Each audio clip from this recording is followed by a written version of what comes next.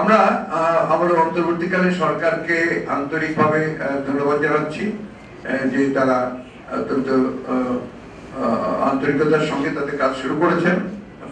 প্রথমে যে কাজগুলো তারা শুরু করেছেন সেই কাজগুলো নিঃসন্দেহে গোটা দেশের জাতির কাছে অনেকটা আপনার একটা আশার সৃষ্টি করছে। আপনারা জানেন ইতিমধ্যে সুপ্রিম কোর্ট থেকে 6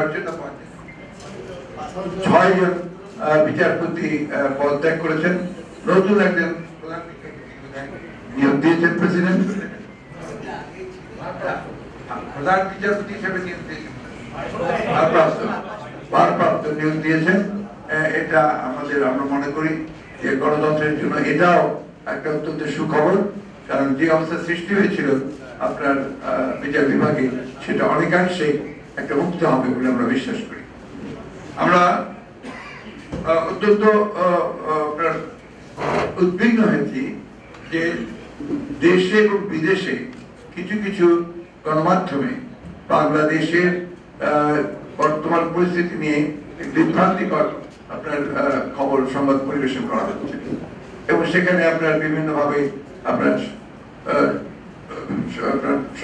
সংখ্যালঘু সম্প্রদায়ের উপরে আক্রমণ, জনগণের আপনার আইন শৃঙ্খলা পরিস্থিতি অবনতি, এই সমস্ত বিষয়গুলো তুলে ধরছে, যা আমরা মনে করি যে একেবারেই সঠিক নয়।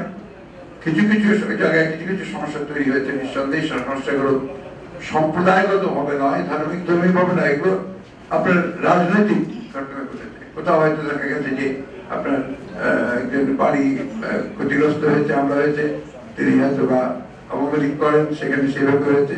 এটার সঙ্গে কোন রাজনৈতিক দলের, বিশেষ করে আমাদেরকে জড়িয়ে একটা আপনার অপপ্রচার চালানোর চেষ্টা করা হচ্ছে, এটার আমরা তীব্র নিন্দা জানাচ্ছি। তো একই সঙ্গে আমরা স্পষ্টভাবে বলতে চাই যে এই ধরনের কোন ঘটনার সঙ্গে বিএনপি তো জড়িত নয়, বাংলাদেশের কোন সুস্থ স্বাভাবিক রাজনৈতিক দল বা ব্যক্তিও জড়িত থাকতে পারে না।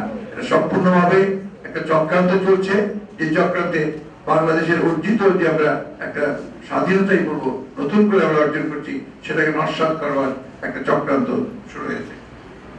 আমরা একটা জিনিস আপনাদের জানিয়ে রাখতে চাই যে এই বিগত আন্দোলনে, গত আন্দোলনে বিজয়ের পূর্বে সরকার বাহিনী দিয়ে যে নৃশংসভাবে গণহত্যা করা হয়েছে, সেই গণহত্যার ব্যাপারে আমরা সবসময় কথা বলে এসেছি এবং জাতিসংঘের উদ্বেগ ছিল এটাতে সবচেয়ে বেশি। আমরা সিদ্ধান্ত নিয়েছি যে জাতিসংঘের কাছে আমরা এই বিষয়ে একটা নিরপেক্ষ তদন্ত চেয়ে আমরা চিঠি পাঠাবো। আমরা এটাও সিদ্ধান্ত নিয়েছি যে আমাদের প্রধান উপদেষ্টা যিনি, তাকে আমরা চিঠি দেব। একই সঙ্গে আপনার ইউএই, যেখানে আপনার আমাদের প্রায় 50 জন শ্রমিককে বন্দী করা হয়েছে এই আন্দোলনের সমর্থন দেওয়ার জন্য, আমরা তাদের মুক্তির জন্য আমরা এই সরকারকে উদ্যোগ নেওয়ার জন্য আমরা চিঠি দেব। আমরাও চেষ্টা করব চিঠি দেওয়ার। এই বিষয়গুলো আপনাদের আমরা জানিয়ে রাখলাম এই জন্যে যে অনেকে মনে করছে যে আমরা এই বিষয়গুলো আমাদের কোনো উদ্যোগ নিচ্ছি না। আমরা অবশ্যই এটারও উদ্যোগ একদিনের মধ্যেই আমরা এই চিঠিগুলো পাঠিয়ে দেবো।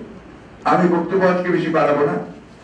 আমি শুধু আপনাদের কাছে একটাই অনুরোধ জানাবো যে আপনারা দায়িত্বশীল সংবাদকর্মী, আপনারা সব সময় বাংলাদেশের স্বাধীনতার সার্বভৌমত্ব, গণতন্ত্রকে সমুন্নত রাখার জন্য আপনাদের ভূমিকা রেখেছেন। আপনি দয়া করে এমন কোন সংবাদ যেন পরিবেশিত না হয় যে সংবাদে তারা মানুষ বিভ্রান্ত হবেন এবং এই যে বিজয়, এই বিজয়কে আপনার ব্যাহত হবে। এটা আমার বিশেষ অনুরোধ আপনাদের কাছে। সবশেষে আবারও আমি আপনাদেরকে ধন্যবাদ জানিয়ে আমি আমার বক্তব্য শেষ করছি। আজকে আমি আর অন্য কোনো বিষয়ে কথা বলতে চাইছি না। ধন্যবাদ।